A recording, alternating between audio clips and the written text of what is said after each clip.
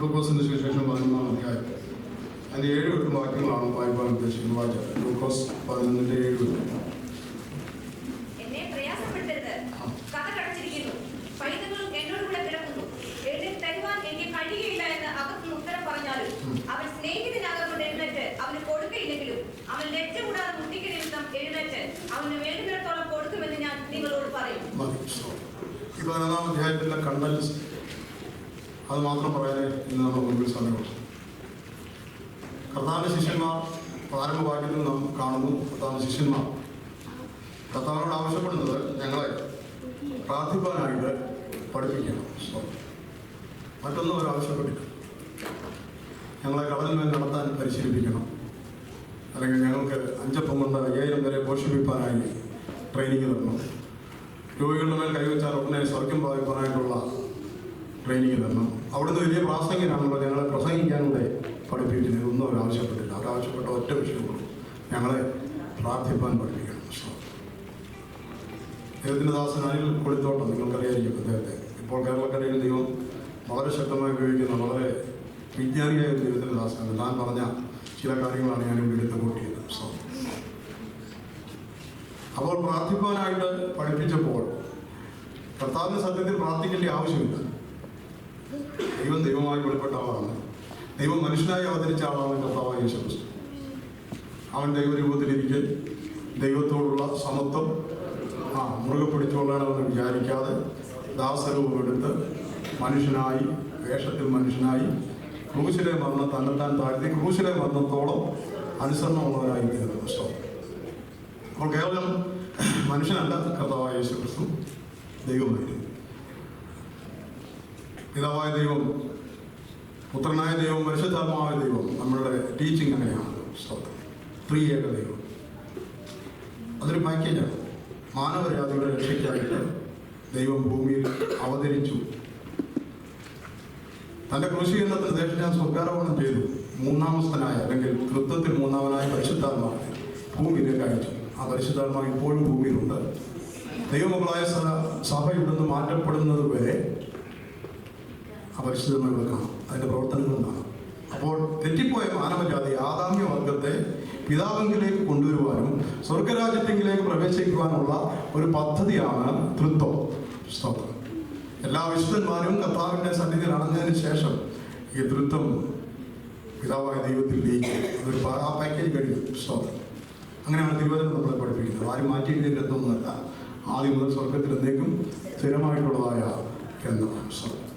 അപ്പോൾ കർത്താവ് ഭൂമിയിൽ വന്നപ്പോൾ താൻ ദൈവപുത്രനാണ്. അപ്പോൾ തന്നെ മാനവജാതിയുടെ രക്ഷയ്ക്കായി പാപമില്ലാത്ത മനുഷ്യനായി, ഊനമില്ലാത്ത ഒരു മൃഗം. പണ്ട് യഹൂദന്മാരുടെ പാപത്തിന്റെ പരിഹാരത്തിനായി ഊനമില്ലാത്ത മൃഗം യാഗമായി തീർന്നവർ പാപപരിഹാരം നേടിയിരുന്നെന്ന് നമ്മൾ വായിക്കുന്നുണ്ട്. അപ്പോൾ മൃഗബലിയെ നിർത്തലാക്കിക്കൊണ്ട് ഊനമില്ലാത്ത, പാപമില്ലാത്ത പരിശുദ്ധനായ ദൈവം മനുഷ്യനായി അവതരിച്ച് നമുക്ക് വേണ്ടി ക്രൂശിൽ യാഗമായി തീർന്നു. അതോടെ യാഗങ്ങൾ നിർത്തലായി. ആ ക്രൂശ് മരണത്തിൽ നാം വിശ്വസിക്കുമ്പോഴാണ് നമുക്ക് പിതാവായ ദൈവത്തോടുള്ള ആക്സസ് കിട്ടുന്നത്. അല്ലാതെ യാതൊരു കർമ്മങ്ങൾ കൊണ്ടും ഒരു പ്രവൃത്തി കൊണ്ടും പിതാവായ ദൈവത്തിന് നമ്മളെ തന്നോട് അടുപ്പിക്കുവാൻ കഴിയില്ല. ഞാൻ തൻ്റെ വഴിയും സത്യവും ജീവനുമാവുന്നു, എന്നിൽ കൂടി അല്ലാതെ ആരും പിതാവിൻ്റെ അടുക്കൽ എത്തുന്നില്ല. അതാണ് ദൈവം വിലപ്പെട്ട ഒന്നാണ് നമുക്ക് വേണ്ടി തന്നത്. മറ്റ് യാതൊരു കർമ്മമാർഗങ്ങളും ചെയ്യാതെ നാം ആ വിശ്വസിക്കുന്ന മാത്രയിൽ തന്നെ നമ്മെ പിതാവായ ദൈവത്തോടെ ഏകീകരിക്കുവാൻ, അല്ലെങ്കിൽ അടുപ്പിക്കുവാൻ, ഏകീഭവിക്കുവാൻ ഹല്ലേലൂയ ദൈവം വെച്ച പദ്ധതിയാണ്. It was a big project. It is still going on. Project കഴിഞ്ഞിട്ടില്ല. ഈ പ്രൊജക്ട് എപ്പോൾ കഴിയും? സഭ ഇവിടെ നിന്ന് എടുക്കപ്പെടണം. സ്തോത്രം. അതിനുശേഷം ഹല്ലേലൂയ കർത്താവ് മടങ്ങി ഭൂമിയിലേക്ക് വന്ന് തന്റെ രാജ്യം സ്ഥാപിക്കും. അതിനുശേഷം അന്ത്യന്യായവിധി ഉണ്ടായിരിക്കും. അതിനുശേഷം ചെമ്മരിയാടുകളെയും കോലാടുകളെയും വേർതിരിക്കുന്ന പോലെ അല്ലെങ്കിൽ കർത്താവിന് വേണ്ടി ജീവിച്ചവർ സ്വർഗത്തിലേക്കും മറ്റവർ നിത്യ നരകത്തിലേക്കും, ഒരു കൂട്ടർ നിത്യജീവനിലേക്കും ഒരു കൂട്ടർ നിത്യനാശത്തിലേക്കും പോകുമ്പോൾ ഹല്ലേലൂയ ആ പദ്ധതികൾ പൂർത്തീകരിക്കപ്പെടും. അങ്ങനെ നാം നിത്യതയിൽ പ്രവേശിക്കും. എറ്റേണിറ്റി, അതാണ് ബൈബിളിൻ്റെ ഉപദേശം. എറ്റേണിറ്റിയിൽ ടൈമില്ലാത്ത ഹല്ലേലൂയ ആ രാജ്യത്ത് പിതാവായ ദൈവത്തോടു കൂടി അനേകമായിരം കോടാനുകൂടി ദൂതന്മാരോടുകൂടി മരിച്ചുപോയ വിശുദ്ധന്മാരെല്ലാവരും ഒന്നിച്ച് സ്വർഗീയ ശരീരങ്ങളായി പിതാവിനോട് കൂടെ വാഴും. ഹല്ലേലൂയ. ഈ ശരീരം ആയിരിക്കില്ല സ്വർഗത്തിൽ. ചിലർ അങ്ങനെ പഠിപ്പിക്കുന്നുണ്ട്. ഈ ബ്ലഡും ശരീരവുമായി സ്വർഗത്തിൽ നമുക്ക് പ്രവേശനമില്ല. സ്തോത്രം. രൂപാന്തരപ്പെട്ട ശരീരത്തിന് മാത്രമേ ഹല്ലേലൂയ. അതായത് ഈ രക്തമയമായ ഇത് മണ്ണിന്റെയാണ്. ഇത് മണ്ണിനോട് ചേർത്ത് കൊടുക്കും, തിരികെ കൊടുക്കണം. ഒരു ബാധ്യത നമുക്കുണ്ട്. സ്തോത്രം. ഈ ശരീരത്തോടുകൂടി സ്വർഗത്തിൽ കയറി ചെന്നാൽ അവിടെ വികാരങ്ങളും വിക്ഷോഭങ്ങളും ഒക്കെ ഉണ്ടാകും. അപ്പോൾ പുനരുത്ഥാനത്തിന് ശേഷം അല്ലെങ്കിൽ രൂപാന്തരത്തിന് ശേഷം നമ്മൾ ദൂതതുല്യമായ ശരീരം പ്രാപിക്കും. അതാണ് കറക്റ്റ് ടീച്ചിങ്. സ്തോത്രം. ഹല്ലേലൂയ. ആ ശരീരത്തോടു കൂടി മാത്രമേ ദൈവത്തിന്റെ മുഖം കാണാൻ കഴിയുള്ളൂ. ആ ശരീരത്തോടു കൂടി മാത്രമേ സ്വർഗത്തിൽ വസിപ്പാൻ കഴിയുള്ളൂ. ഹല്ലേലൂയ. അവിടെ ദൈവത്തെ ആരാധിക്കണമെങ്കിൽ ഈ ശരീരം മാറി വിൺമയമായ ഒരു ശരീരം, ക്ഷയമില്ലാത്ത ഒരു ശരീരം നമുക്ക് ലഭിക്കണം. സ്തോത്രം. എത്ര മനോഹരമായ ടീച്ചിങ് ആണെന്ന് നോക്കി. സ്തോത്രം. അങ്ങനെ ഒരു ശരീരം ലഭിച്ചിട്ടാണ് കർത്താവ് ഭൂമിയിൽ വന്നിട്ട് സ്വർഗത്തിലേക്ക് കയറി പോയത്. സ്തോത്രം. പ്രിയപ്പെട്ട, ഈ കർത്താവിന് പ്രാർത്ഥിക്കേണ്ട ആവശ്യമില്ല. എന്നാൽ കർത്താവ് അവർ ശ്രദ്ധിച്ചപ്പോൾ പലപ്പോഴും പ്രാർത്ഥിപ്പാനായി തനിയെ മലയിൽ കയറിപ്പോയി. ഏകനായി കിട്ടുന്ന സമയങ്ങളൊക്കെ താൻ വേസ്റ്റ് ചെയ്തില്ല. പിതാവിനോട് താൻ പ്രാർത്ഥിച്ചുകൊണ്ട് അത് കണ്ടിട്ടാണ് അവർ പറഞ്ഞത്, ഞങ്ങളെ കൂടി പ്രാർത്ഥിപ്പാൻ പഠിപ്പിക്കണം. സ്തോത്രം. അതിന് താൻ ഒരു ഉപമ പറഞ്ഞതാണ് താഴോട്ട് വായിക്കുന്നത്. സ്തോത്രം. ഹല്ലേലൂയ. 5-ാം അധ്യായത്തിന്റെ പെട്ടെന്ന് വായിക്കുന്ന സമയമില്ല. ഈ ക്ലോക്ക് 9:10 ഞാൻ നിർത്തും. സ്തോത്രം. പറഞ്ഞിട്ട് വായിച്ച് അല്ലല്ലോ 11:5. നിങ്ങൾ ആർക്കെങ്കിലും ഒരു സ്നേഹിതനും ഉണ്ടായിരിക്കട്ടെ, അവൻ അടുത്തരാത്രിക്ക് അവന്റെ അടുക്കൽ ചെന്ന്, സ്നേഹിത, എനിക്ക് 3 അപ്പം വായ്പ തരേണം. എന്റെ ഒരു സ്നേഹിതൻ വഴിയാത്രയിൽ എന്റെ അടുക്കൽ വന്നു, അവന് വിളമ്പിക്കൊടുക്കുവാൻ എന്റെ പക്കൽ ഏതുമില്ല എന്ന് അവനോട് പറഞ്ഞാൽ. ഇത് നമുക്കറിയാവുന്ന ഒരു സംഭവമാണ്. കർത്താവ് അഭിപ്രായങ്ങളൊന്നും പറയുന്ന കർത്താവല്ല. ഹല്ലേലൂയ. കർത്താവ് ഉപദേശങ്ങൾ തരികയും ഉപമയിൽ കൂടി ആ ഉപദേശത്തെ സ്ഥിരീകരിക്കുവാൻ ശ്രമിച്ചാണ്. തന്റെ പ്രസംഗങ്ങൾ ഉപമകൾ കൂടാതെ അവനൊന്നും പറഞ്ഞിട്ടില്ല. എല്ലാ പ്രസംഗത്തിനും എന്തുണ്ട്? ഒരു ഉപമയുണ്ട്. എങ്കിലേ മനസ്സിലാക്കുള്ളൂ. അല്ലെ, 3 കഥാപാത്രങ്ങളാണ് ഇവിടെ. ഒന്ന് ഞാൻ, മറ്റേതിൻ്റെ ഇൻറ്റിമേറ്റ് ഫ്രണ്ട്, മറ്റേതിൻ്റെ ഗസ്റ്റ് ഫ്രണ്ട്. സ്തോത്രം. എൻ്റെ ഗസ്റ്റ് അങ്ങനെ പറഞ്ഞ പെട്ടെന്ന് മനസ്സിലാവും. എൻ്റെ ഗസ്റ്റായ ഫ്രണ്ട് ഒരു ഇൻഫർമേഷനും കൂടാതെ, ഒരു ഇൻറ്റിമേഷനും കൂടാതെ പെട്ടെന്ന് രാത്രി എൻ്റെ അടുക്കിലേക്ക് വരികയാണ്. അദ്ദേഹത്തെ ഞാൻ സ്വീകരിക്കണ്ടേ, ആഹാരം കൊടുക്കണ്ടേ? പക്ഷേ എൻ്റെ പക്കൽ ഞാൻ അത്താഴം എല്ലാം കഴിഞ്ഞ് സപ്പറും എല്ലാം കഴിഞ്ഞ് കുഞ്ഞുങ്ങളുമായിട്ട് ഇതുങ്ങളെല്ലാം പിടിച്ച് കിടത്തി ഒന്ന് ഉറക്കുന്ന പാട് നമുക്കറിയാം. എല്ലാവരെയും ഉറക്കി ഇങ്ങനെ കിടത്തി കഴിഞ്ഞപ്പോഴാണ് ഡോറിൽ ഇയാൾ മുട്ടുന്നത്. മുഖം കണ്ടപ്പോഴേ എനിക്ക് മനസ്സിലായ ആൾ വിശന്നാണ് വന്നിരിക്കുന്നത്. പെട്ടെന്ന് ഞാൻ അടുക്കളയിൽ നോക്കിയപ്പോൾ അവിടെ ഒന്നുമില്ല. വൈഫ് ഡ്യൂട്ടിയിലായിരുന്നു. സോ എന്ത് ചെയ്യും? ഞാൻ എൻ്റെ നെയ്ബറായ എൻ്റെ ഫ്രണ്ടിനടുത്തിരിക്കുന്നു. സ്തോത്രം. അദ്ദേഹത്തിൻ്റെ കഥകൾ മുട്ടി. ഞങ്ങൾ വളരെ ക്ലോസാണ്. കഥകൾ മുട്ടി അദ്ദേഹത്തോട് പുറത്ത് 4 ചോദിച്ചു, ഇത് ജേക്കബ് പാസ്റ്ററാണ്. എന്താ വന്നേ? എനിക്കൊരു 2-3 കൂപ്പൂസ് തരണം എന്ന് ഞാൻ പറഞ്ഞു. ഞാനത് നിങ്ങൾക്ക് മനസ്സിലാക്കി, എനിക്കുള്ള മനസ്സിലാകാനായിട്ടല്ല പറഞ്ഞു കേട്ടോ. അപ്പം അകത്തുനിന്ന് വന്ന ആളുടെ പേര് ഞാൻ പറഞ്ഞാൽ നിങ്ങൾ നേരെ പുള്ളിയെ എപ്പോഴും കളിയാക്കുന്നുണ്ട്. അതാണ് ഞാൻ പേര് പറയാം. എൻ്റെ നെയ്ബറായ ഫ്രണ്ട് പറഞ്ഞു, അച്ഛാ വെറുതെ എന്നെ ബുദ്ധിമുട്ടിക്കരുത്, കുഞ്ഞുങ്ങളെ ഞാൻ വളരെ കഷ്ടപ്പെടുത്തിയാണ് ഉറക്കിയത്. ഇപ്പം ഞാൻ എഴുന്നേറ്റ് ഇത് 3 കൂടെ എൻ്റെ കൂടെ എഴുന്നേക്കും. അതുകൊണ്ട് പ്ലീസ് ഗോ എന്ന് പറഞ്ഞ് എന്നെ തിരിച്ചയക്കാൻ എൻ്റെ നെയ്ബർ ഫ്രണ്ട് വളരെ ശ്രമിച്ചു. പക്ഷേ എൻ്റെ ക്ലോസ് ഫ്രണ്ട് ആയതുകൊണ്ട് ഞാൻ എന്ത് ചെയ്തു? അവിടെ മുട്ടിക്കൊണ്ടേയിരുന്നു.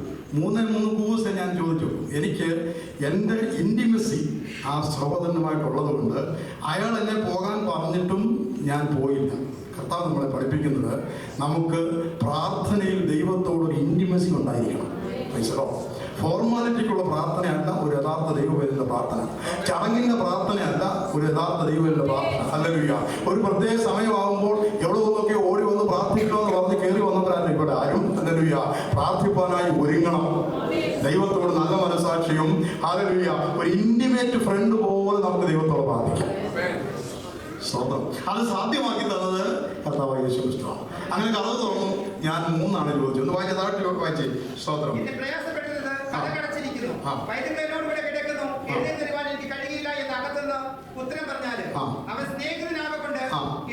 സ്നേഹിതനല്ല, is my intimate friend. Best ഫ്രണ്ടിനേക്കാൾ കുറച്ചുകൂടെ പുറത്താണ്. നീ പോടാ പോയി എന്ന് പറയാനുള്ള ആർജവം എനിക്കുണ്ട്. അത്ര ബന്ധമായിരുന്നു. അതുകൊണ്ട് എന്ത് ചെയ്യുന്നു? എനിക്ക് ലജ്ജയൊന്നും തോന്നിയില്ല. ഹല്ലേലൂയ. ഞാൻ മുട്ടിക്കൊണ്ടേയിരുന്നു. ഒടുവിൽ അപ്പോൾ എഴുന്നേറ്റ് എനിക്ക് അത് വായിച്ച താഴ്ത്ത് 3 ചോദിച്ചുള്ളെങ്കിലും 3 അല്ലായിരുന്നു. 3 പീസാണ് ഞാൻ ചോദിച്ചത്. പക്ഷെ കൊണ്ടുവന്ന് വന്നപ്പോൾ 3 കെട്ടുണ്ട്. ഹല്ലേലൂയ. അപ്പോൾ നമ്മൾ ചോദിക്കുന്നതിലും നനയ്ക്കുന്നതിലും ഒക്കെ അപ്പുറത്തായിട്ടായിരിക്കും പ്രാർത്ഥനയ്ക്കുള്ള മറുപടി. ഹല്ലേലൂയ. എത്ര പേർക്ക് ധ്യാനം മനസ്സിലാവുന്നുണ്ട്? സ്തോത്രം. ഹല്ലേലൂയ. പ്രാർത്ഥിപ്പാനായി ആദ്യമായി വേണ്ടത് ഒരു ഇന്റിമസിയാണ്. സ്തോത്രം. ആ ദിവസം എനിക്ക് കിട്ടി. ഇനി ഈ പ്രാർത്ഥനയ്ക്ക് ലഭിച്ച മറുപടിയുടെ ബെനിഫിഷ്യറി ആരാണ്? ആ മറുപടിയുടെ ബെനിഫിഷ്യറി എന്ന് പറഞ്ഞാൽ അതിൻ്റെ ഉപഭോക്താവ് അല്ലെങ്കിൽ അതിൻ്റെ ഗുണഭോക്താവ് ആരാണ്? എൻ്റെ അതിഥിയായി വന്ന സുഹൃത്ത്, അദ്ദേഹത്തിന് വേണ്ടിയല്ലേ തന്നെ. നമ്മൾ പ്രാർത്ഥിച്ച് നമുക്ക് ലഭിക്കുന്ന അനുഗ്രഹങ്ങൾ മുഴുവൻ നമുക്കുള്ളതല്ലെന്ന് ഓർക്കണം. കർത്താവ് അതിനും ഒരു കാര്യം പഠിപ്പിക്കുന്നുണ്ട്. സ്തോത്രം. നമ്മൾ ഗൾഫിൽ വന്നതും നമുക്ക് പണമായതും നമുക്കുള്ളതെല്ലാം വരുമ്പോൾ പിടിച്ചിങ്ങനെ വെച്ച ഒരു സ്വാർത്ഥ മനോഭാവം പ്രാർത്ഥനയിൽ പാടില്ല. ഹല്ലേലൂയ. ഇതിന്റെ ഗുണഭോക്താക്കൾ മറ്റു ചിലരോടാണെന്നുള്ളത് ഇന്ന് രാത്രി മനസ്സിലാക്കണം. ഹല്ലേലൂയ. ഒരിക്കലും ഒരു സെൽഫിഷ്നെസ് ഒരു പ്രാർത്ഥിക്കുന്നവർ ഉണ്ടാകരുതെന്ന് കർത്താവ് ഇതിൽ കൂടി പഠിപ്പിക്കുന്നു. സ്തോത്രം. അപ്പോൾ നമ്മളെ കൊടുക്കാനുള്ള പഠിപ്പിക്കുക ഇതിൽ കൂടി. സ്തോത്രം. ഞാൻ ആ ഭാഗം കൂടി അതിൽ ധാരാളം നമ്മുടെ സഭ ധാരാളം കാര്യങ്ങൾ അങ്ങനെ ചെയ്യുന്നുണ്ട്. സ്തോത്രം. നന്നായി ചാരിറ്റി വർക്ക് ചെയ്യുന്ന അല്ലെങ്കിൽ സാധുക്കളെ സഹായിക്കുന്ന ഒരു ചർച്ചാണല്ലോ നമ്മുടെ. ചിലരുണ്ട്, അനങ്ങാത്തവരുണ്ട്. അവരെ ഞാനങ്ങൊന്നും എനിക്ക് പ്രതീക്ഷയില്ല. ഈ വചനത്തിന് മുൻപിൽ ദൈവത്തിന് നിങ്ങൾക്ക് തന്നിരിക്കുന്ന അനുഗ്രഹമാണ്. ഈ ഷുഡ് ബി ഷെയറബിൾ. ഹല്ലേലൂയ. അത് പങ്കുവയ്ക്കാനുള്ളതാണ്, വെക്കപ്പെടാനുള്ളതാണെന്നുള്ളത് ഒന്നുകൂടെ ഞാൻ ഓർപ്പിച്ച ഭാഗം. സ്തോത്രം. സമയം മുന്നിലില്ലാത്തതുകൊണ്ട് ഞാൻ വളരെ മുന്നോട്ട് പോകും. അതൊരു കർത്താവ് നമ്മളെ ഒരു ഉപദേശം പഠിപ്പിക്കുകയാണ്. ഒന്ന് വായിച്ച യാജിപ്പീൻ എന്നാൽ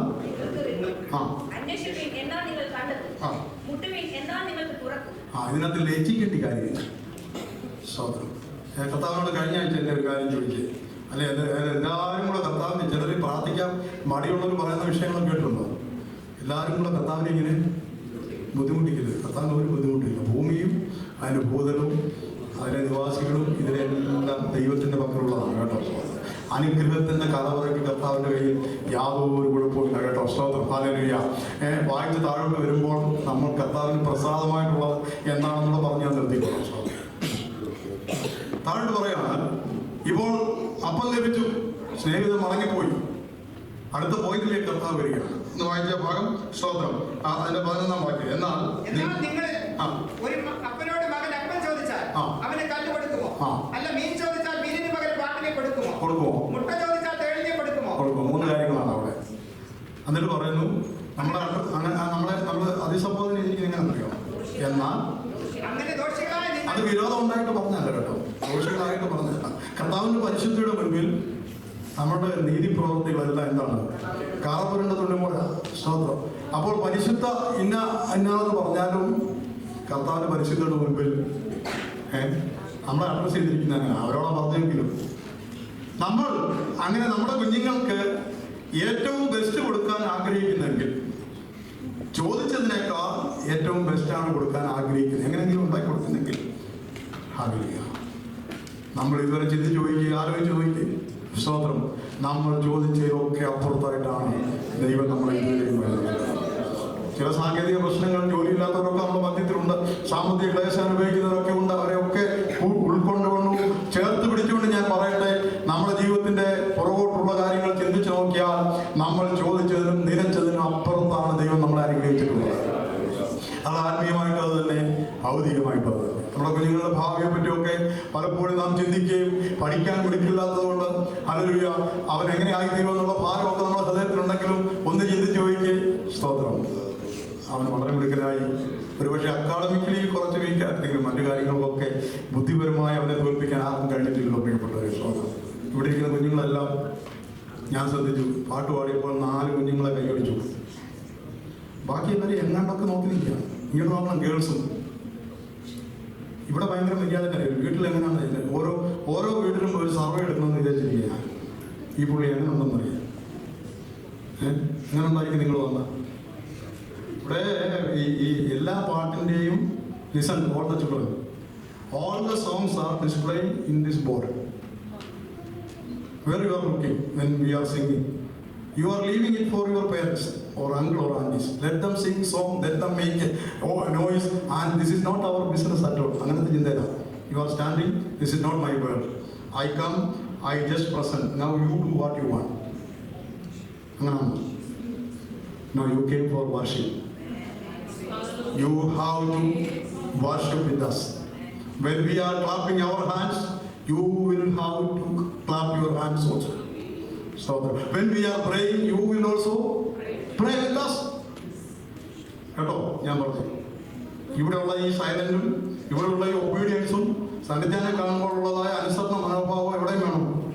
When you are seeing Sandichan uncle, you are so polite, you are so obedient. It should be in your home also, with your parents. Is it? അങ്ങനല്ലേ? ഞാൻ എല്ലാവരുടെയും പപ്പ മമ്മിമാരോട് ഒരു സർവേ എടുക്കുന്നു.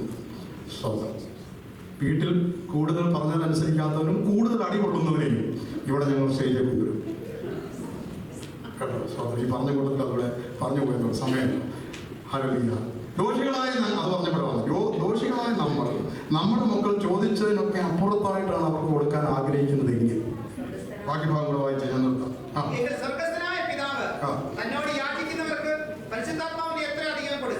പറഞ്ഞു വന്ന് കർത്താവ് ഇവിടെ കൺക്ലൂഡ് ചെയ്തെന്നറിയാമോ?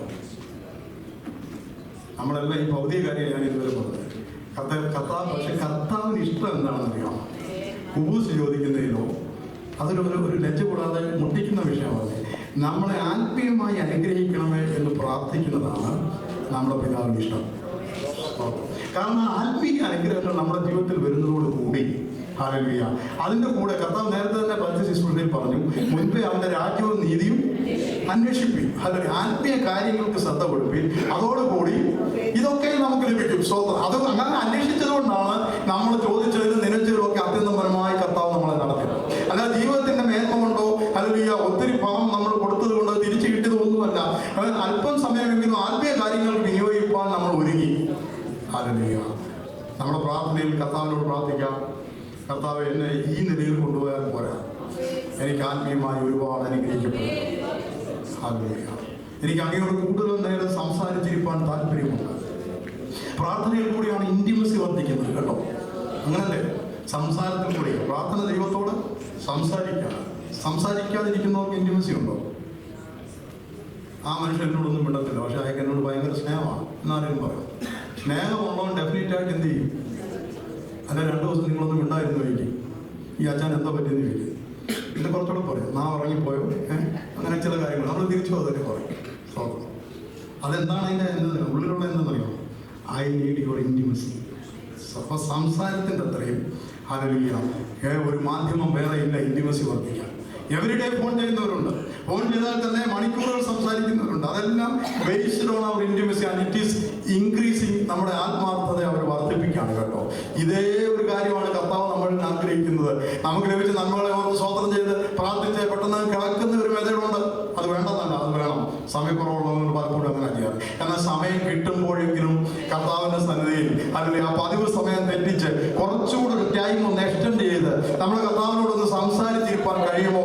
ആ പറച്ചിലെല്ലാം കർത്താവ് എന്നെ ആത്മീയമായി അനുഗ്രഹിക്കണമേ, രക്ഷിക്കപ്പെട്ട നാളുകളിലുള്ള അല്ലെങ്കിൽ ആ കൃപയിൽ നിന്ന് അല്പം കൂടി മുന്നോട്ട് വരുവാൻ എന്നെ സഹായിക്കണമേ എന്ന് പ്രാർത്ഥിച്ചു നോക്കി. നമ്മുടെ കർത്താവിന് അതാണ് ഇഷ്ടം. അതോടുകൂടി നമ്മുടെ ഭൗതികമായി കലങ്ങി കിടക്കുന്ന എല്ലാ വിഷയങ്ങളും എന്ത് ചെയ്യും? നേരെയാവും. ഭാരപ്പെടുന്ന വിഷയങ്ങൾ അങ്ങനെയാണ് നാം അറിയാതെ നമ്മുടെ കുരുക്കൾ പലത് കഴിഞ്ഞത്. സ്തോത്രം. ഹല്ലേലൂയ. ഞാൻ എൻ്റെ വാക്കുകളെ ഇവിടെ ഇപ്പോൾ അവസാനിപ്പിക്കാം. ഹല്ലേലൂയ. പ്രിയപ്പെട്ടവരെ, ദൈവം നമുക്ക് തന്നിരിക്കുന്ന ഏറ്റവും മഹത്തരമായൊരു വിശേഷണമാണ് ദൈവമക്കളായി തീരുവാൻ നമുക്ക് അവകാശം ലഭിച്ചു, പദവി ലഭിച്ചു. ലോകത്തിൽ പലർക്കും മനസ്സിലാകാത്ത ഒരു ഹിഡൻ ഒരു സാൽവേഷൻ പദ്ധതിയാണ് നമുക്ക് വേണ്ടി ദൈവം ആവിഷ്കരിച്ചത്. ഇപ്പോൾ അതെല്ലാവർക്കും ഓപ്പൺ ആക്കിയല്ലോ. അപ്പോൾ ഹിഡൻ ഞാൻ പറഞ്ഞത് നമുക്കത് ഗ്രഹിക്കുവാൻ പരിശുദ്ധാത്മാവ് നമ്മളെ സഹായിച്ചു. എന്താണ് നമ്മൾ ഗ്രഹിച്ചത്? മറ്റൊരുത്തരിലും മറ്റൊരു വിഷയത്തിലും മറ്റൊരു കർമ്മത്തിലും രക്ഷയില്ല, അല്ലെങ്കിൽ മോശമില്ല, അല്ലെങ്കിൽ ശാപത്തിൽ നിന്നുള്ള വിടുതലില്ല. നാം രക്ഷിക്കപ്പെടുവാൻ ആകാശത്തിന് കീഴിൽ മനുഷ്യരുടെ ഇടയിൽ നൽകപ്പെട്ട വേറെ ഒരു നാമവുമില്ല.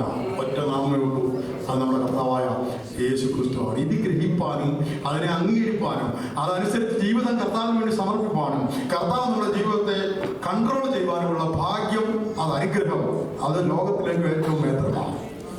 ലോകത്തിൽ നമ്മൾ ചിലപ്പോൾ ദരിദ്രനായിരിക്കാം, സ്തോത്രം. എങ്കിലും നമുക്ക് ലഭിച്ചിരിക്കുന്ന നിത്യതയുടെ പ്രത്യാശ അത് ചെറുതല്ല. നമ്മുടെ കാര്യങ്ങൾ വെച്ച് കർത്താവിനെ സ്തുതിക്കാം. ദൈവ സഹായം.